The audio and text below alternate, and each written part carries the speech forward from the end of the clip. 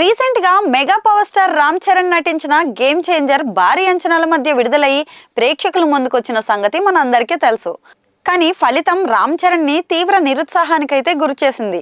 Hit తో సంచలనం అవుతుందనుకుంటే reverse లో ఫ్లాప్ తో పెను సంచలనమైంది. ఈ విషయం చరణ్ ని కాస్త డిస్టర్బెన్స్ కి అయితే గురి చేసింది. ఇప్పుడిప్పుడే ఆ జ్ఞాపకాల నుంచి బయటకైతే వస్తున్నారు.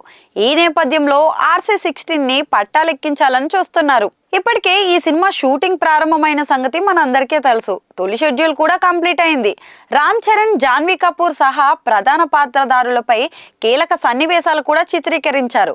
గేమ్ చేంజర్ రిలీజ్ నేపథ్యంలో చరణ్ ఆ సినిమా షూట్ నుంచి రిలీవ్ అయ్యాడు.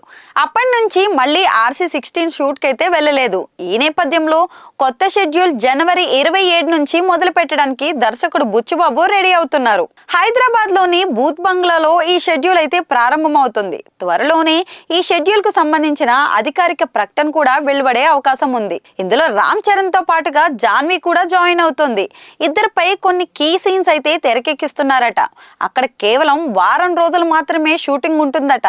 అటుపై షూట్ రామోజీ ఫిలిం సిటీకి షిఫ్ట్ అవుతుందని ఒక చిన్న సమాచారం.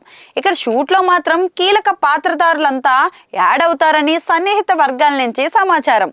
అయితే ఈ సినిమా మీద రామ్ చరణ్, జాన్వీ కపూర్ చాలా ఆశలు పెట్టుకున్నారు.